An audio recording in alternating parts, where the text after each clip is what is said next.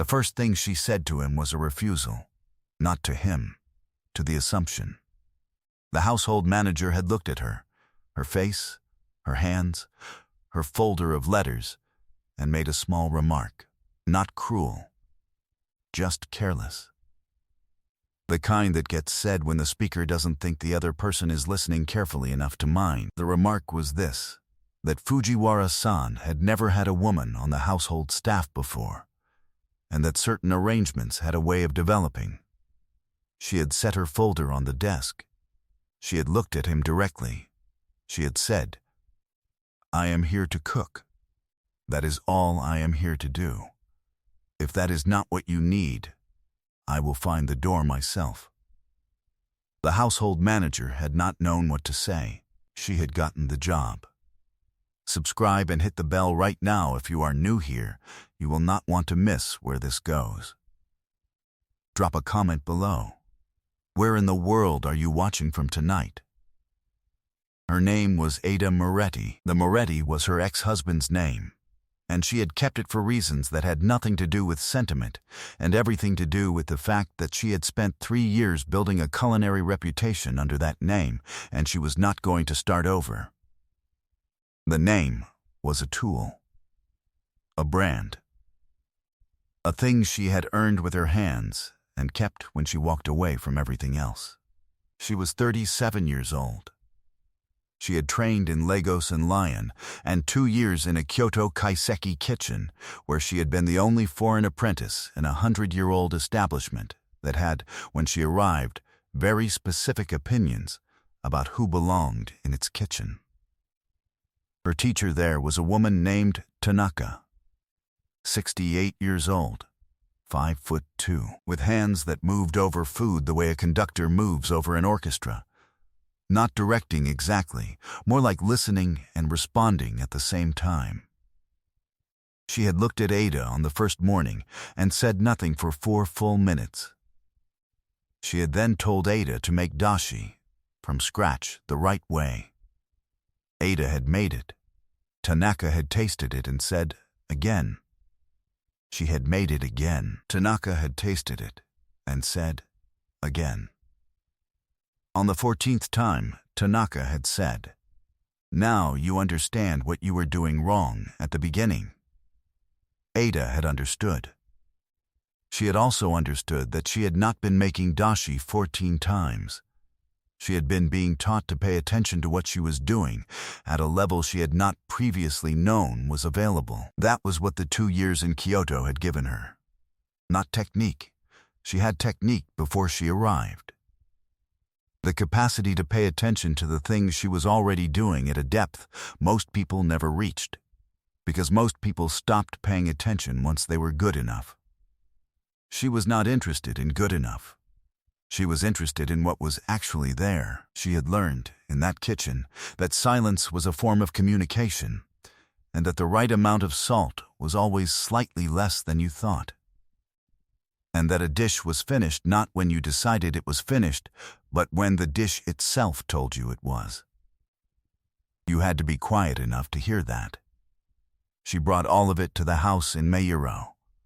She had cooked in private households before. She understood the particular geometry of that world, the invisible lines, the unspoken hierarchies, the way a kitchen could be the most powerful room in a house or the most forgotten, depending on who was in it.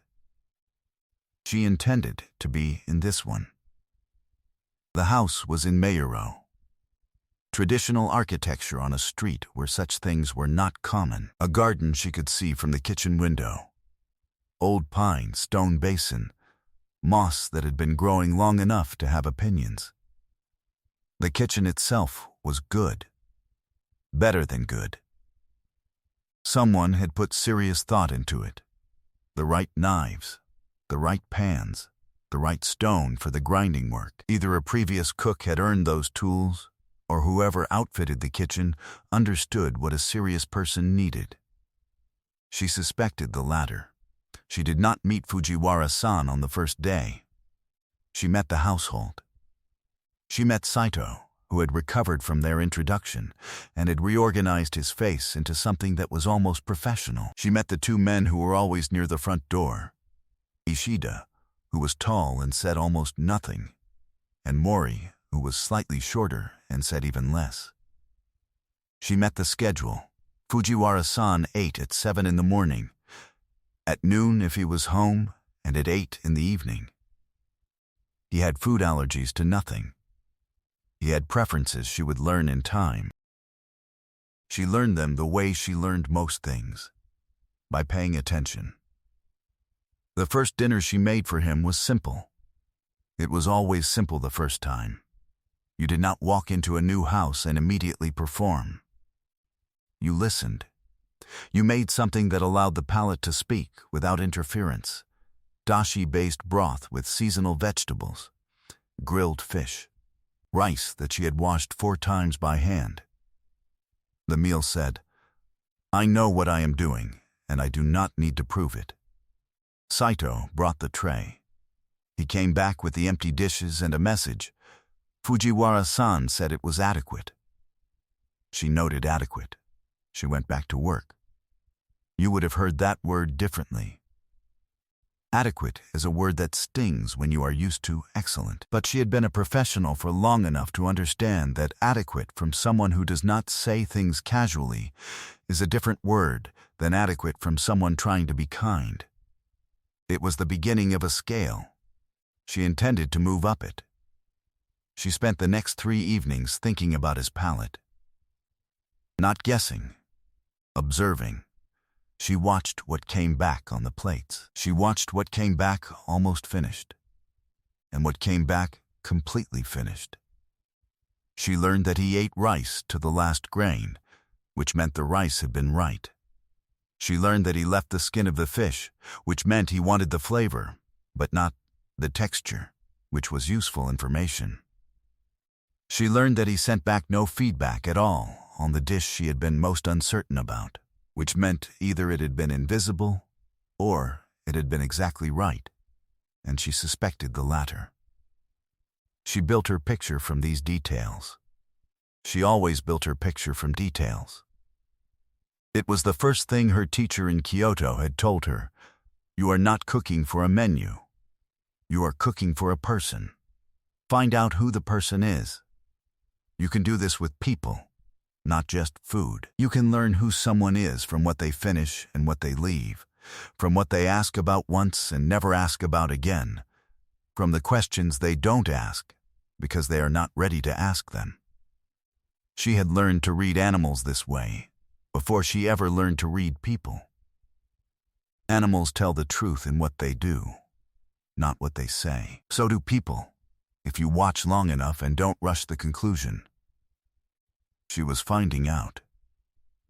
The second week, she made congee with chicken and ginger and a very precise amount of white pepper. She made it because the weather had turned cold, and cold weather asked for something that went deep before it filled you. She put a soft egg on top, halved, the yolk still moving. She sent a small dish of fried shallots alongside and did not explain them. Saito brought back the empty dishes, and Fujiwara-san said it was very good. Very good. A promotion from adequate. She slept better that night than she had in 6 months. It was the 3rd week when she met him. She was in the garden. Not her garden, she understood that. But gardens needed tending to stay useful, and the pine had a branch that was shading the herb section she had started in the south corner. She was assessing it. She was not doing anything to it. She was simply standing and looking at it with the quality of attention she gave to everything she was going to do something about eventually. He came out of the house quietly. She heard the door and did not turn immediately. She was in the middle of a thought about the branch, and so when she did turn, he was already a few feet away and they were looking at each other at the same time. Ryu Fujiwara was 53. He was compact, precise, the way a person is precise when they have never wasted anything. He wore a dark jacket, no tie. The same quiet economy of clothing she had noted in serious men before. He looked at her the way someone looks when they are deciding something quickly and accurately. "You're the cook," he said. "Yes, you're in my garden." "I was assessing the pine. The lower branch is blocking the south corner. I've started an herb section there. If the branch stays, the thyme won't establish properly." He looked at the branch. He looked at the herb corner. He looked at her, the thyme, he said, and the flat-leaf parsley. "The rosemary will manage. Rosemary manages everywhere." A pause. "I'll have it trimmed," he said. "Thank you." He looked at her for another moment. Then he went back inside. That was the first conversation. You understand something about that exchange that Saito and Mori and Ishida, watching from their respective distances, did not quite catch. What she said to him was not about the branch. What she said was, "I am here. I am serious. I have already made decisions about this space, and I am telling you about them, because I am the kind of person who tells you rather than asks." And what he said was not about the time. What he said was, "I heard you." It would take them both a long time to say that plainly. But that is what was said. By the end of the first month, she had established certain things. She had established the kitchen schedule and the supply order and the specific fishmonger on the east side of Shinjuku who got his yellowtail from the right place. She had established that Fujiwara-san ate carefully, but without fussiness. He noticed quality and did not notice presentation, which told her something useful about his priorities. She had established that the household ate what she made without complaint and with increasing enthusiasm, which was Ishida's way of telling her that she was doing well, since Ishida did not appear to have another way of saying anything. She had also established, with absolute clarity, what she was not there to do. There were 3 instances in the first month that required clarification. The first was Saito, who made a comment about how lovely it must be for Fujiwara-san to have some warmth in the house again. She had looked at Saito and said, "The kitchen is warm, yes," and moved on. The second was a visitor, a man she did not know, a business associate of some kind, who had seen her carrying a basket from the garden and said something about Fujiwara-san's tastes improving. She had looked at him and said, "I hope you enjoy the dinner," and gone inside. The third was a cousin of Fujiwara's, a woman named Keiko, who arrived for a Sunday lunch and spent a portion of the meal asking Ada, in a friendly tone, how long she intended to stay. Ada had said, "Until my contract ends, and then, depending on how things go, possibly longer," and had offered more tea. Keiko had accepted the tea with the expression of a woman who had asked a question and received the exact answer it deserved. None of this reached Fujiwara directly. Or if it did, he said nothing about it. He ate his dinners. He said adequate and very good and 3 weeks in, excellent, which Sato delivered with a tone suggesting he understood this was significant. She accepted it as data and went back to work. The conversation in the garden happened again in the second month. Different morning, different reason. He came out earlier than usual. She heard him, and this time she did turn, because she was at the herb corner doing something specific with the thyme, which had established itself very nicely since the branch had been trimmed. He stopped at a distance that was not close and not far. "It grew," he said. "Time is reliable." She kept working. "If you give it what it needs and leave it alone." He watched her for a moment. "Do you want anything else moved?" She looked up at the garden, considered it properly. "There's a stone by the east wall that's blocking the drainage when it rains. Not urgent. But it would help the corner bed. I'll have it moved. I can show Mori where. Mori will ask you." She went back to the thyme. He stayed a moment longer and then went inside. That was how the second month went. Brief, specific exchanges. Garden assessments. Notes left on the kitchen counter, not in Sato's handwriting, different handwriting, cleaner and more deliberate, about dinners that had been particularly good. She did not know for certain who left the notes. She kept them. The third month was when the dinner party happened. Fujiwara-san hosted 4 times a year.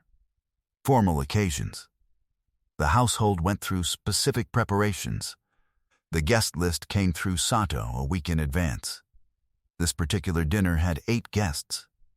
She looked at the list and did not recognize any of the names, but she could read the quality of the occasion and the care with which Saito delivered the briefing. She planned the menu for 4 days. She sourced everything herself. The dinner had 7 courses, not because she was performing, but because the occasion asked for it, and the occasion asking for it was different from wanting to impress. The evening of the dinner, she was in the kitchen from 2 in the afternoon. She did not interact with the guests. That was the arrangement, and she preferred it. Your job in a kitchen is not to be seen. It is to be felt, in the temperature of the room, in the way a table goes quiet at the right moment. She understood this completely. She cooked. She sent the courses. She listened, through the door, to the sounds of a table that was well fed, the specific quality of silence that descends when a room is eating something very good. After the guests left, Saito came to the kitchen with an empty plate and a message. The message was, "Fujiwara-san would like to speak with you." She dried her hands. She followed Saito to the main room. The room was quieter now. The table had been cleared. Fujiwara was standing near the window with a glass of water, not sake, not anything heavier, just water, and when she came in, he turned. "The dish with the dashi and the pickled plum," he said. "The third course." "Yes, I've had something similar once. In Kyoto, 12 years ago." She waited. "It was better tonight," he said. She held his gaze. "I know," she said. He looked at her for a moment. Then something moved in his face, not a smile, something closer to recognition. "You're not supposed to say that. I know that too." A pause. Then, "Why Moretti?" The shift was abrupt. She had not expected it. But she did not show the not expecting. "That's my name," she said. "Your ex-husband's name. Yes, why keep it?" She looked at him steadily. "Because I built something under it. A reputation, 3 years of work. I wasn't going to let him have that too." He held her gaze. "What did he have?" "Everything else," she said. Simple, final. He nodded once. Slow, the nod of a man who understood the particular economy of that sentence. She went back to the kitchen. "You already know what that conversation was. You recognized it when it happened. It was the conversation where 2 people who have been circling something finally stand in the same room with it and don't look away. Neither of them named it. Neither of them moved toward it. They simply let it be there, visible, between them. That is sometimes the most honest thing available." The morning after the dinner party, Keiko called. She called Saito, who told Fujiwara-san, who this chain was reported to Ida in pieces. Later, by Mori, who was more forthcoming than Ishida when there was something he thought she needed to know, apparently said nothing, and let the call go to a message. The message was that Keiko had heard from one of the dinner guests that the household cook was exceptional, and that Keiko hoped her cousin was not getting any ideas. Fujiwara-san had not responded to the message. Saito had delivered this information to Ada sideways through the mechanism of mentioning that Keiko-san sent her regards. Ada had looked at Saito and said, "Please tell Keiko-san the winter menu is coming together well," and offered him tea. Saito had taken the tea. She did not think about the message for the rest of the day. She thought about it that night, alone in the small apartment attached to the back of the house that came with the position. She thought about it the way she thought about things she had decided to pay attention to, not worrying, not planning, just observing. Turning it over. Seeing what it was. She had been here before. A different house. A different employer. A different set of people making comments about arrangements and certain ways things tended to develop. The difference was that the last time she had been younger and had not yet learned to draw the line before it was needed. She had waited for the line to appear and then tried to find it after the fact, and by then it was already complicated, and by then the thing she had built under his name was already half his too. She had learned from that. She had learned the name of the line. She had learned to say it before anyone else named it for her. I am here to cook. That is all I am here to do. She said it to herself in the dark apartment, the way you say something that is both true and a little bit difficult. The way you say the thing you have decided is true even when part of you is questioning the decision. She slept. She woke at 5. She went to the kitchen. She made breakfast. Fujiwara-san ate it. Saito brought back the empty dishes and no message. She found a note on the counter later. In the deliberate handwriting, the breakfast rice was perfect. She folded the note and put it in the pocket of her apron and kept working. This is what you need to know about those notes. She had a drawer in the apartment at the back of the house where she kept them. She had not planned to keep them, and yet here they were. The first one she had folded and set on the counter, thinking she would deal with it later, and then put in her pocket when she forgot to deal with it, and then set on the small table in the apartment because her pocket was full of other things. The second one had landed next to the first. By the fourth, she had a row. She did not look at them often. That was not the point of keeping them. The point was that they existed. That somewhere in the record of her time in this house there was evidence. Documented. Specific. In someone's deliberate handwriting. That the work had been good and someone had noticed. Her ex-husband had never once written down that she was good at something. He had said it, sometimes, in the early years when it was still useful for him to say it. But he had never written it because writing things down makes them more true, makes them harder to revise, and he had needed everything to be revisable. These notes were not revisable. She kept them. She folded the rice note. She went back to work. What she did not know, what she could not have known, was that on the other side of the house, in the main room, Fujiwara-san was looking at the kitchen window and thinking about the note he had left. About whether it was the right thing to say, about whether the rice note was too small or too much, or whether those two things could both be true at the same time. He had written 6 notes. He intended to write more. He was not yet sure what they meant. He understood that they meant something. He kept writing them anyway. The 4th month was when the thing with Mori happened. Mori was the smaller of the 2 men by the door. He was also, she had come to understand, the one who noticed things. Not Ishida. Ishida was precise and capable and completely opaque. Mori noticed. Mori had an internal ledger and he kept it updated. One afternoon she was at the market, the good one, the one that required 2 trains and was worth it, and a man approached her. Not from the market, a different kind of man. In the specific way of a different kind of man. He knew her name. He said it with the familiarity of someone who had done enough homework to feel comfortable. He said she had quite a situation over there in Mejiro. She looked at him. He said some people were curious about the arrangement. Some people would pay for information about Fujiwara-san's household. Nothing dramatic. Schedules, routines, she said. You have the wrong person. He said he didn't think so. She picked up her basket and walked back through the market to where she had come in. She noted what he was wearing. She noted his approximate age. She noted the direction he went when she left. When she got back to the house, she asked to speak with Ishida. She told him what had happened, all of it. What the man looked like, what he wore, what he said, and what direction he went when she declined. She reported it the way she filed things she needed to act on, completely, without drama, with the specific details that made it useful.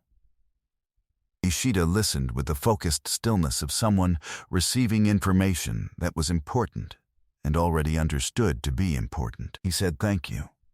She went back to the kitchen. You should know what that afternoon cost her, the one at the market. Not in terms of fear. She had not been afraid. She had been precise, the way you are precise when something requires precision. But it had cost her something smaller. A reminder that the world she was in had edges she could not always see before she reached them. She had walked into this house knowing it was a complicated house. You don't apply to cook for a man like Fujiwara-san without understanding something about who he is and what the world around him contains. She had understood. She had taken the job anyway because the work was real, and she was real, and the two of those things together seemed more important than the edges. But the edges were there. She had walked into one. And her response to walking into an edge had always been the same: note it, report it, go back to work. Not because the edge wasn't real. Because the work was realer. She made dinner that night. She made it the way she always made it. She sent it through Sato. She went to bed. Your instinct, if you were her, might have been to make it smaller. To make yourself quieter after a day like that. To cook something that did not call attention, that did not ask to be noticed. She did the opposite. She made the best dinner of that week. She made it because the work was her ground, and you do not abandon your ground because someone approached you on the street. You go back to it. You stand on it. That is what ground is for. 3 days later, Mori came to the kitchen door and stood in it for a moment. He said, "The matter at the market is resolved." She said, "Good." He said, "Fujiwara-san wanted you to know."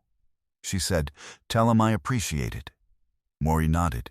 He stayed in the doorway a moment longer. Then he said, not quite to her, more to the doorframe, "You handled that right." She said, "I know how to handle things." He nodded again and left. You should understand what that exchange meant in the world she was operating in. To report the approach without being asked, immediately and completely to the right person, that was not a small thing. That was the kind of decision that tells a household like this one who you are. Loyalty is not assumed in rooms like that. It is demonstrated, specifically, in the moments when demonstrating it costs you something. Reporting the approach cost her nothing she valued. But it told Ishida, and through Ishida Fujiwara-san, exactly where she stood and why. They had understood each other across that market conversation in a language that had nothing to do with cooking.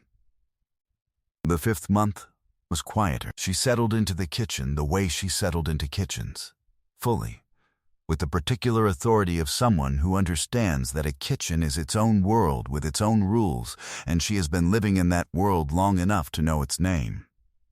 She started making things for the household. Not just for Fujiwara-san's meals, for Ishida and Mori, who ate whatever was left, for Saito, who was always slightly under the weather in cold weather, and who had, she had noticed, a weakness for anything with ginger. She made ginger porridge on cold mornings and left it in the pot with a cloth over it, and did not mention it to anyone. Saito started arriving at the kitchen window at 7 instead of 7:30. She did not mention that either. The note on the counter that month, in the deliberate handwriting, the ginger porridge was unexpected. Thank you. She folded it. Pocket. Kept working. It was in the 6th month that Keiko appeared in person. She arrived for a Saturday lunch that Fujiwara-san had arranged, and she arrived with energy and purpose and a particular expression that said she had been building up to something. She was 50, precisely dressed, with the look of a woman who had spent her life in rooms like this one and understood their geometry completely.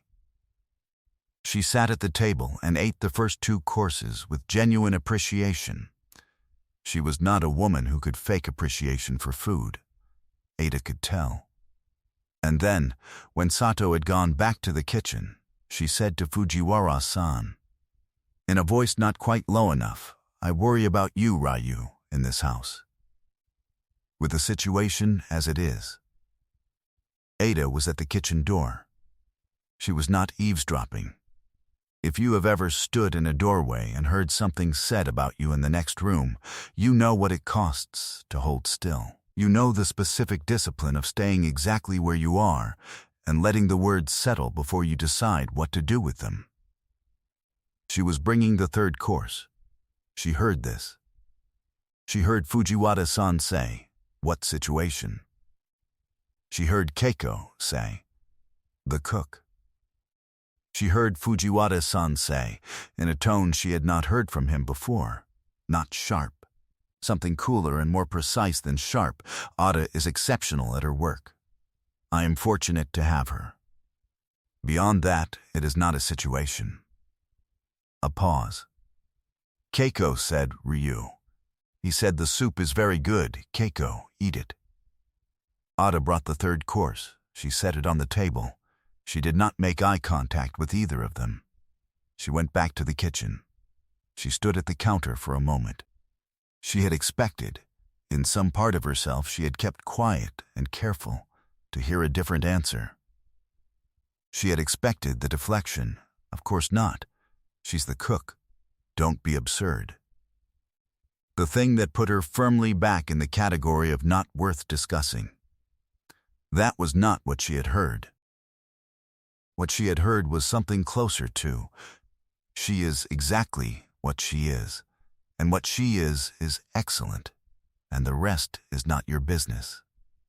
She picked up her ladle. She went back to work. That afternoon, after Keiko had left, Fujiwara-san came to the kitchen. He came to the kitchen. He had not come to the kitchen before.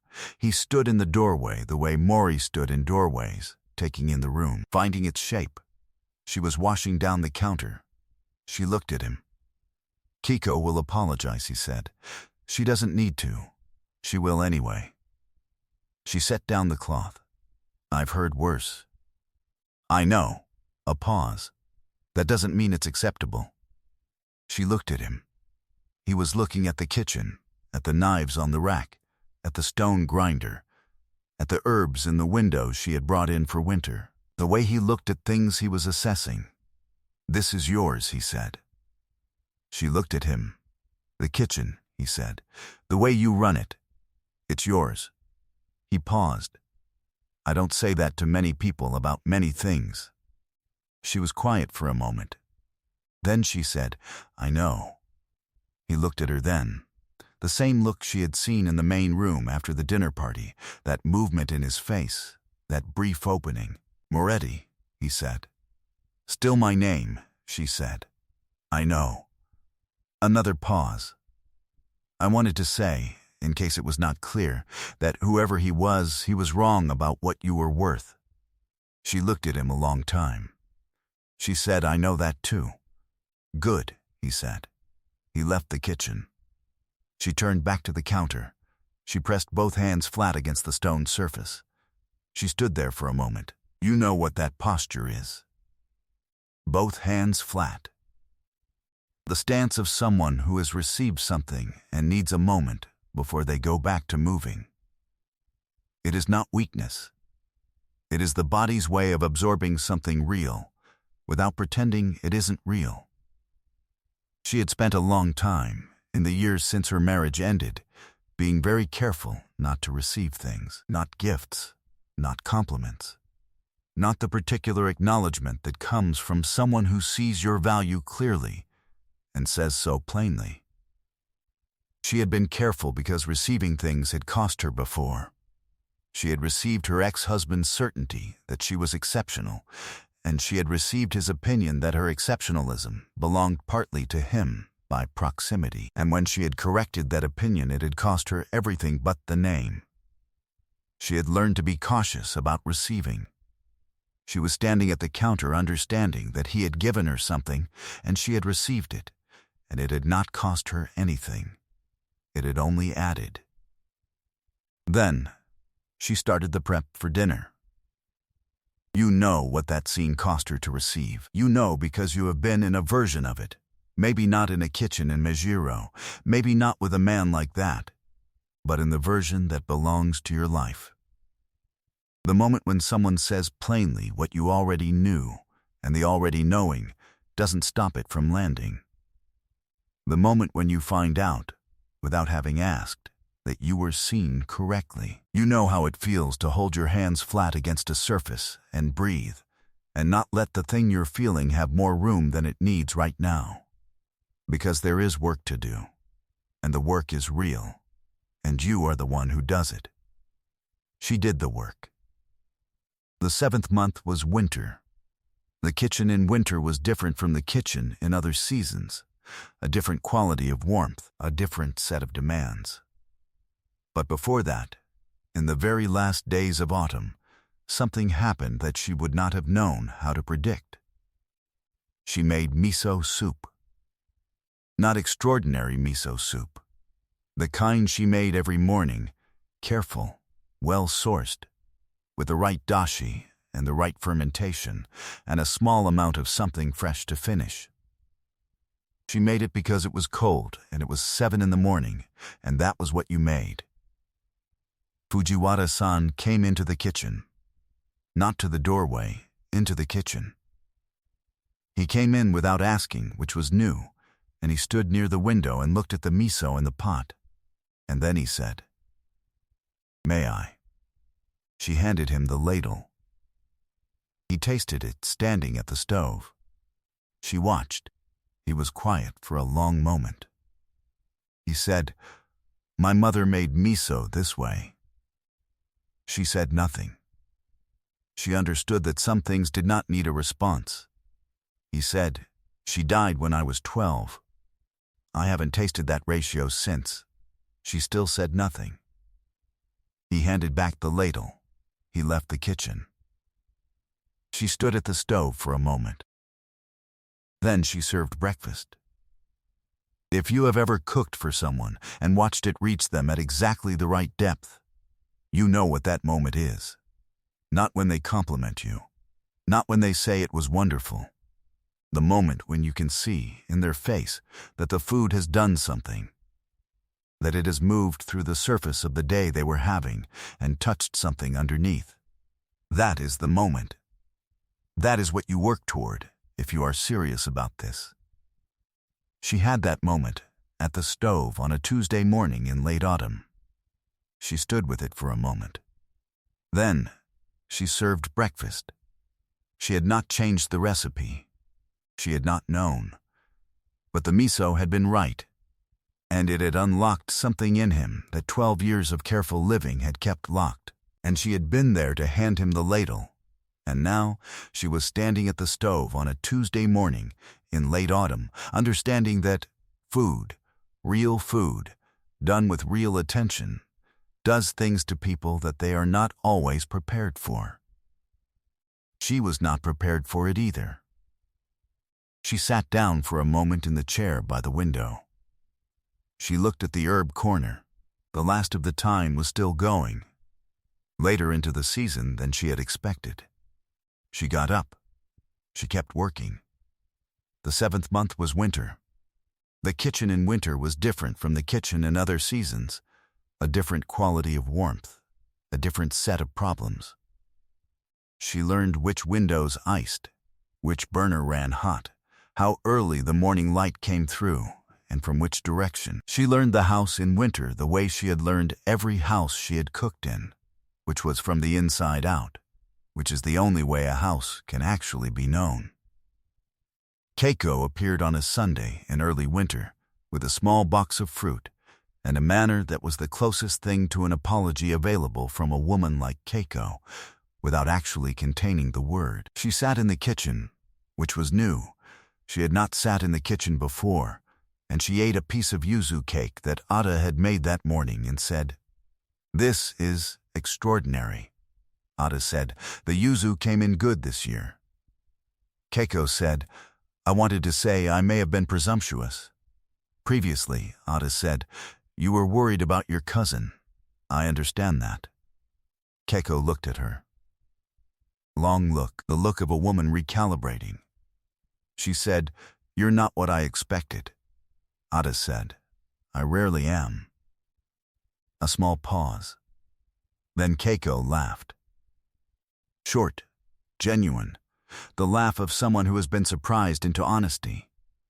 She asked if Ada had always cooked. Ada told her about Lagos and Lyon and the kaiseki kitchen in Kyoto, and the woman there who had made her relearn how to make soup from the beginning because the beginning was wrong. Keiko listened. She asked real questions.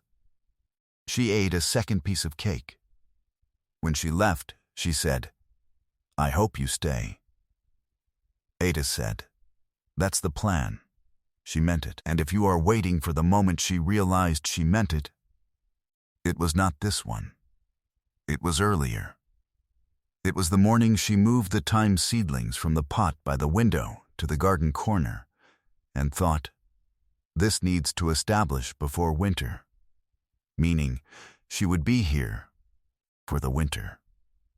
Meaning she was planning to be here for the things that needed establishing. She had made the decision in the act of planting something and had not yet registered the decision as a decision.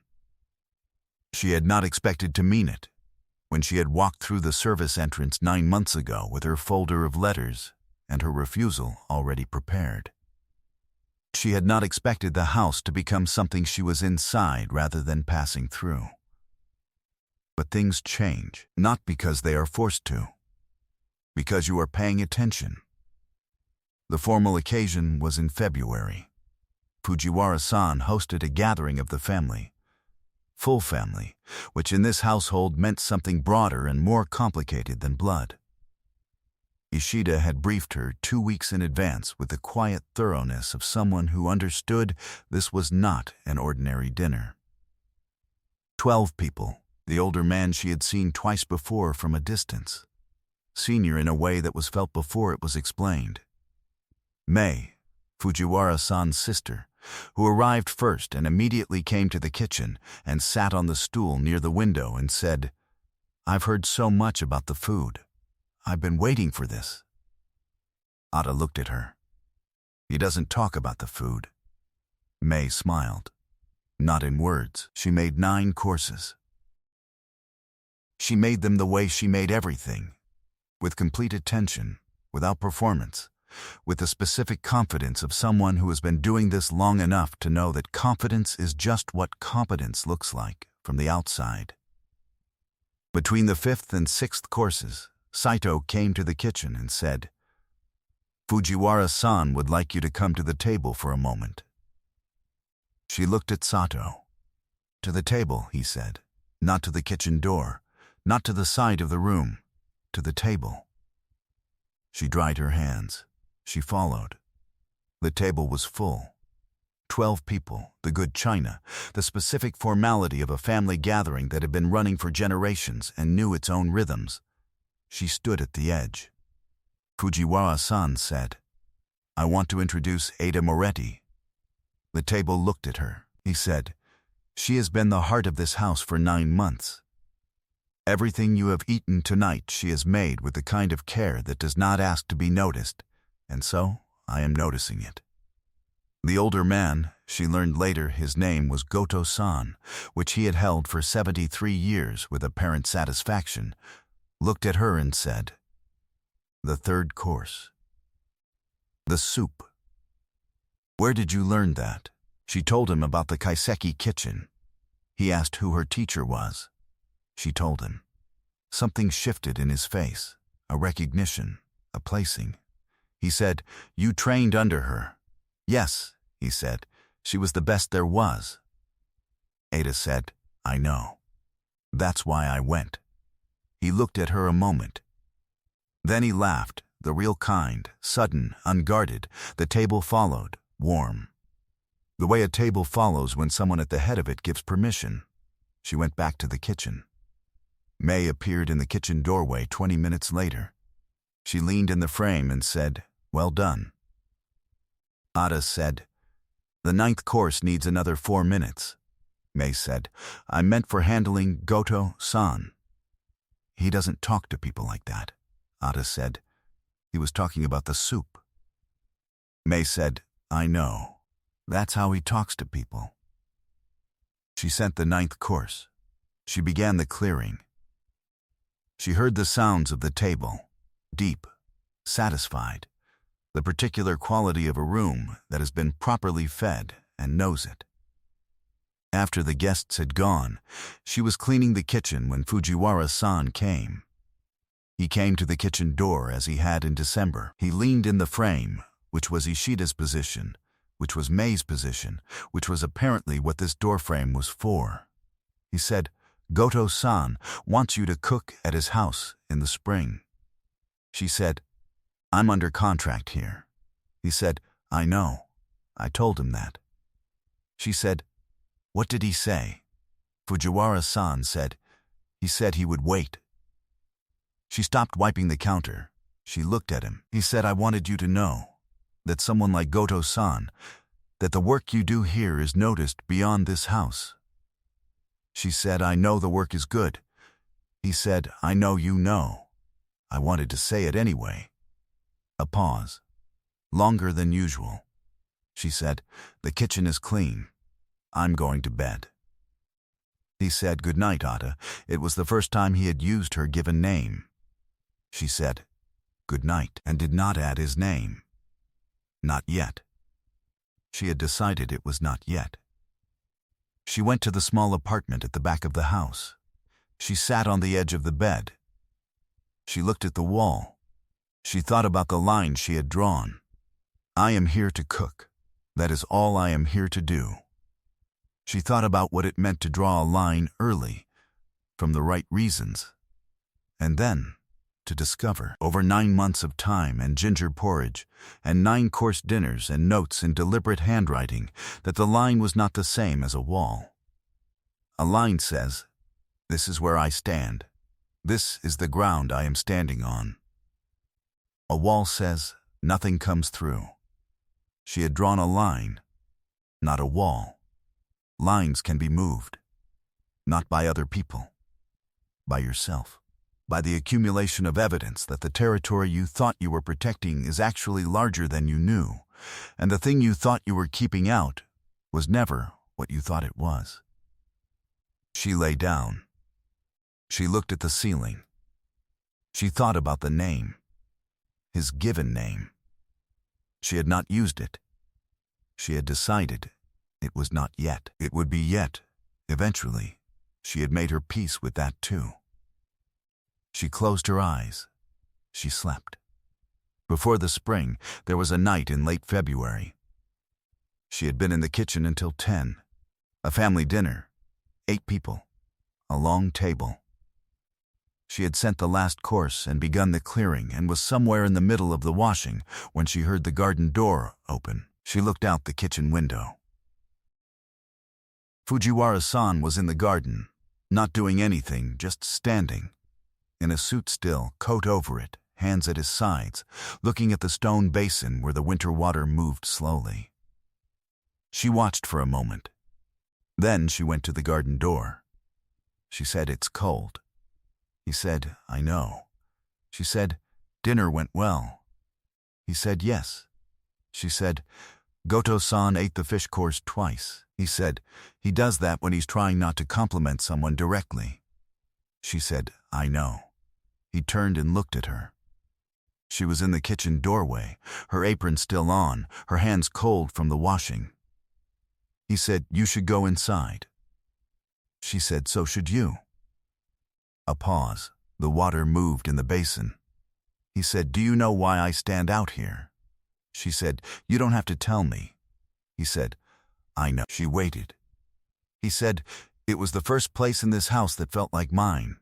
When I was brought here, I was 17. I stood in this garden on the first night and I looked at the pine and I thought, this is very old. Whatever happens, this will still be here." She looked at the pine. He said, "I still come here when something is complicated." She said, "Is something complicated?" He said, "Yes." She said nothing. She let it be whatever it was. He said, "You are going to have a lot of options when the contract ends. You are going to have options I cannot offer." She said, "I haven't decided anything." He said, "I know. I'm not asking you to." A pause. She said, "You're standing in a cold garden to tell me you're not asking me to do anything." He said, "Yes." She looked at him for a moment. She said, "That is very complicated." He said, "Yes." She went back inside. She finished the washing.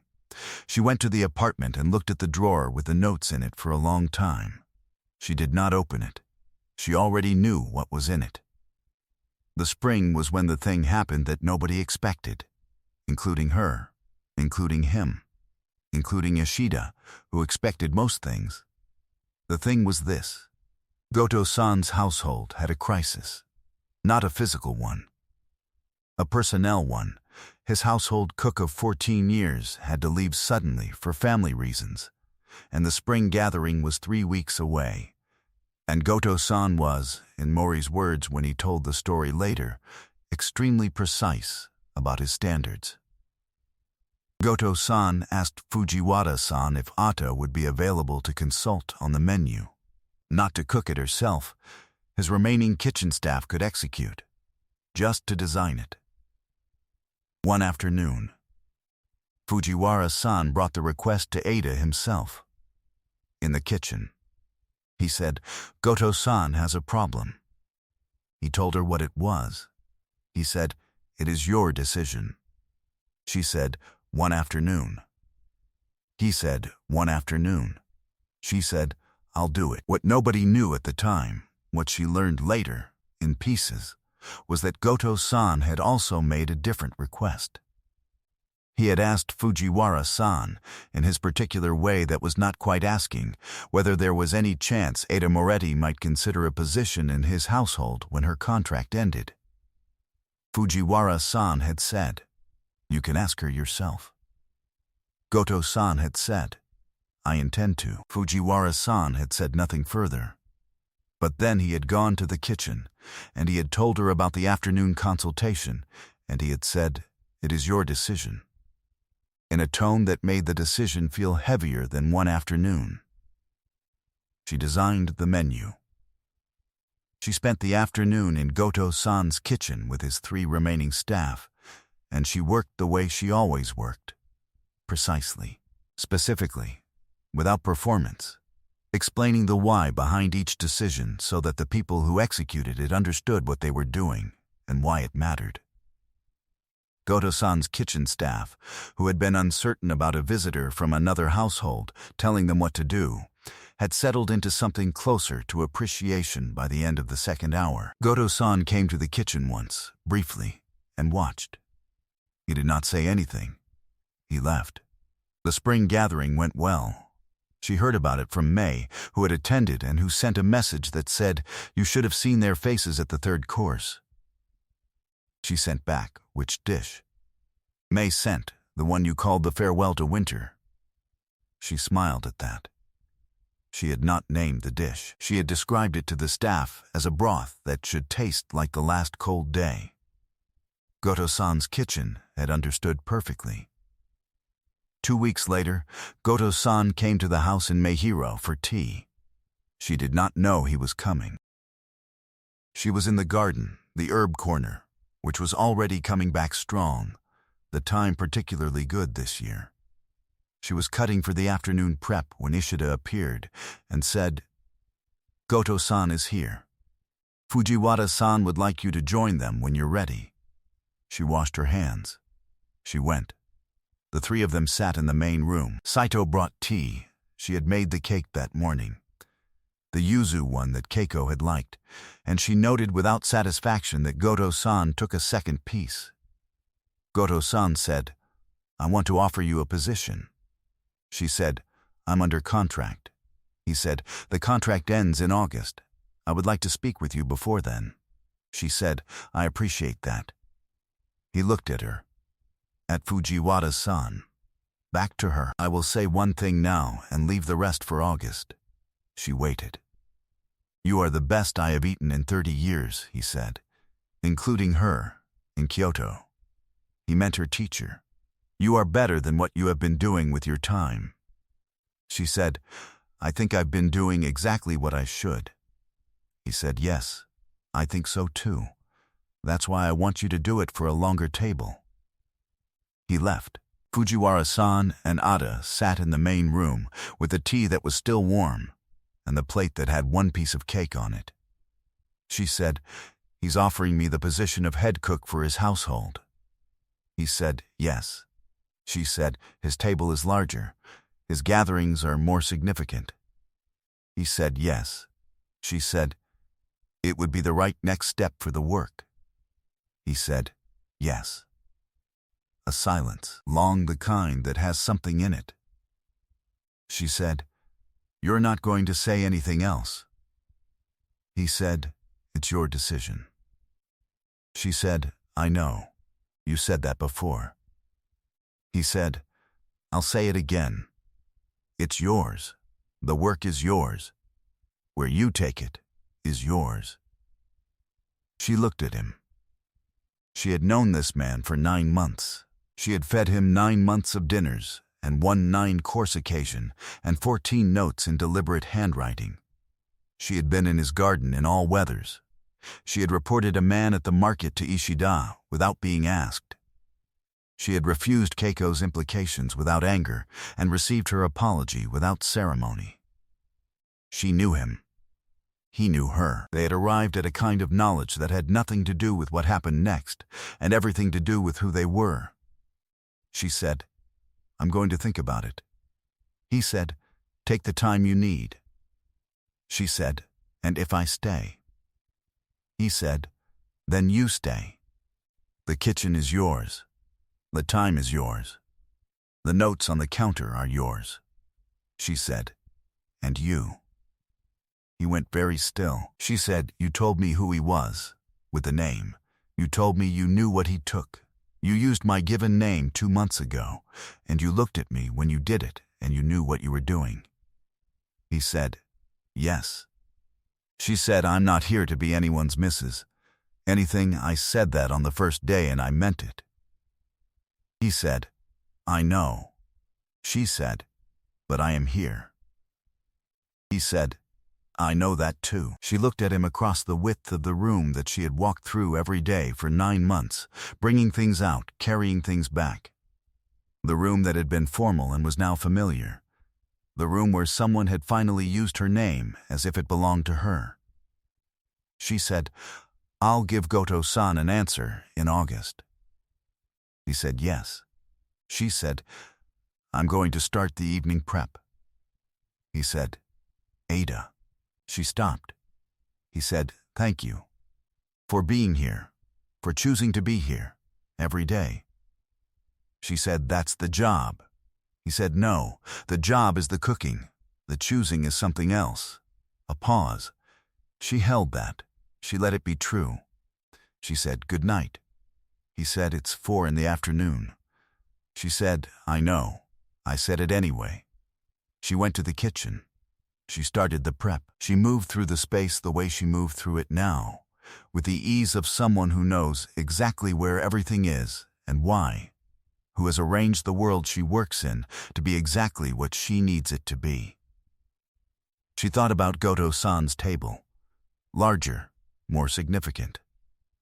The right next step for the work. She thought about the herb corner. The time that had come back strong, the branch that had been trimmed because she had stood in the garden and assessed it, and told him what needed to happen. She thought about the line she had drawn on the first day. where it was now, what it had become.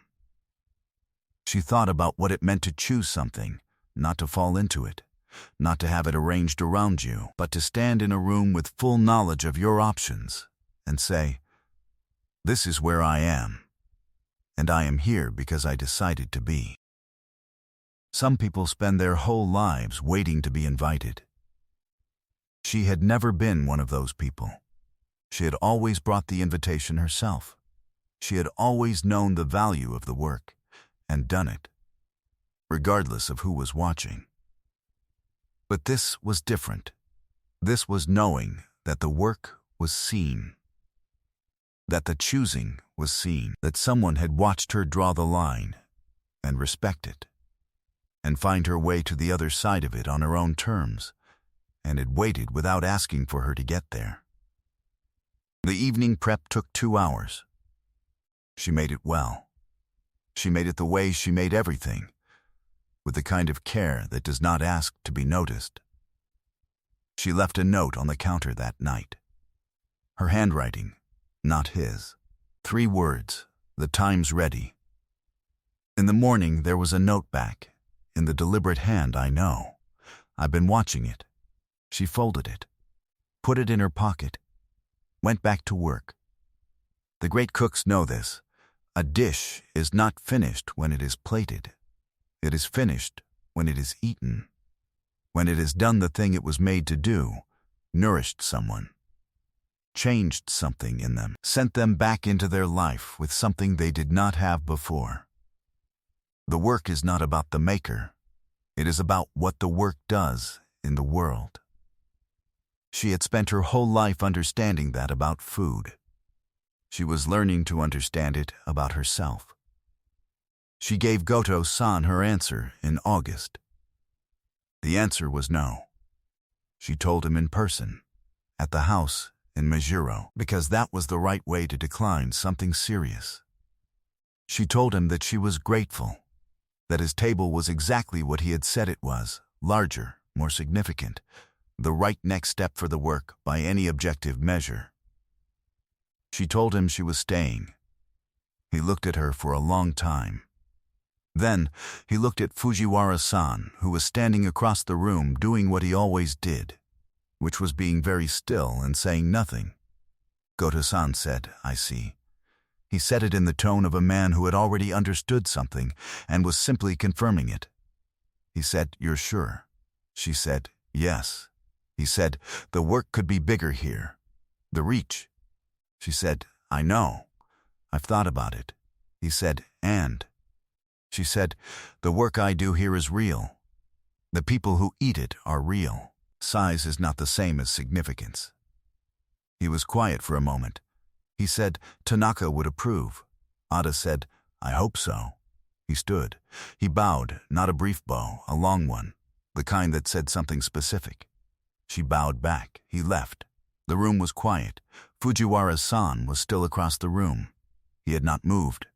She said, "I gave him his answer. He said I heard." She said, "I'm renewing the contract." He said, "Yes." She said, "In my name." He said, "Yes." She said, "Ada Moretti, head cook of the Fujiwara household." He said, "Is that what the contract will say?" She said, "That's what the contract will say." He said, "Good." A pause. The garden was visible through the window. Late summer, the herbs strong, the pine unchanged, the stone basin holding its water in the afternoon light. She said, "I'm going to start the dinner prep." He said, "Ada." She stopped. He said, "I'm glad you stayed." She looked at him across the room. She had kept 9 months of notes in a drawer. She had stood in a cold garden in February and let something be complicated without naming it. She had fed him 14 breakfasts of miso soup that tasted like his mother's, and she had never once made it a thing. Just made it, morning after morning, because that was what you did for someone who needed it.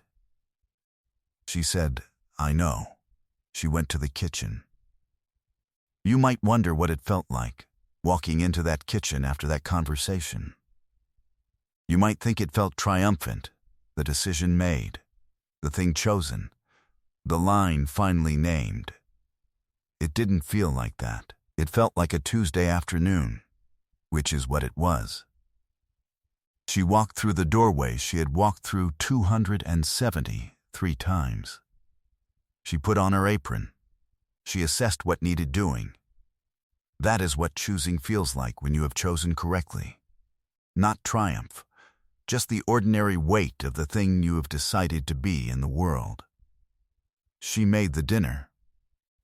She made it well. She made it the way she made everything, with complete attention, with the understanding that the work was real, and the people who ate it were real, and the choosing was something that happened in the making.